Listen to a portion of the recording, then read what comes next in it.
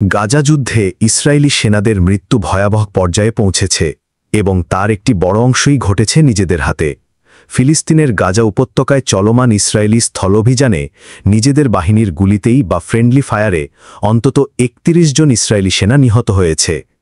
Israeli army radio এবং middle east মনিটরের প্রতিবেদনে বলা হয়েছে, এই মৃত্যু হয়েছে বিভিন্ন বিভ্রান্তি, গোলাবারুদের ত্রুটি এবং কৌশলগত বিশৃঙ্খলার ফলে।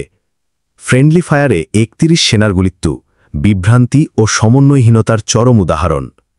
ইসরায়েলি সেনাবাহিনীর নিজস্ব পরিসংখ্যান অনুযায়ী ২০২৩ সালের ৭ অক্টোবর থেকে শুরু হওয়া যুদ্ধের পর গাজায় স্থলঅভিযান চালাতে গিয়ে ৪৪০ জন সেনা নিহত হয়েছে।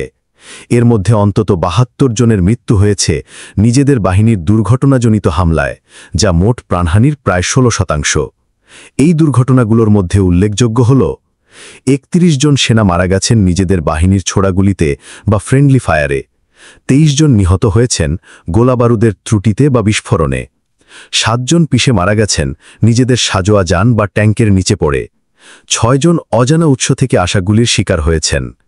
সম্প্রতি আরও ৩২ সেনা নিহত, দুর্ঘটনাজনিত মৃত্যু অব্যাহত। মার্চ ১৮ তারিখে পুনরায় গাজা আক্রমণ শুরু হওয়ার পর থেকে ৩২ জন ইসরায়েলি সেনা নিহত হয়েছে। এর মধ্যে ২ জনের মৃত্যু হয়েছে যুদ্ধ সম্পর্কিত দুর্ঘটনায় এবং ৫ জন কর্মক্ষেত্রে প্রকৌশল যন্ত্রপাতির ভুল ব্যবহার এবং অন্যান্য অপ্রত্যাশিত দুর্ঘটনায় মারা গেছেন।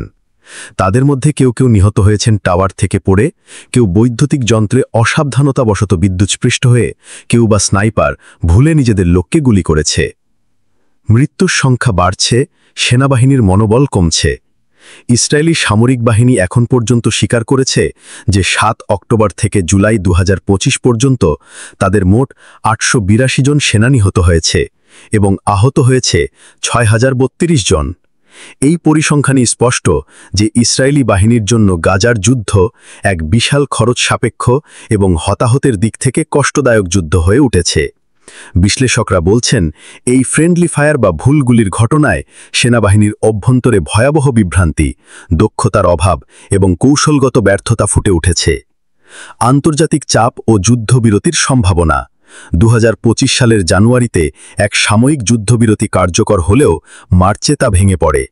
সম্প্রতি যুক্তরাষ্ট্রের পক্ষ থেকে দেওয়া নতুন যুদ্ধবিরতির প্রস্তাবকে ইতিবাচক বলে অভিহিত করেছে হামাস। এই বিষয়ে যুক্তরাষ্ট্রের প্রেসিডেন্ট ডোনাল্ড ট্রাম্প বলেন, আগামী সপ্তাহেই চুক্তি হতে পারে যদি উভয় পক্ষ রাজি থাকে।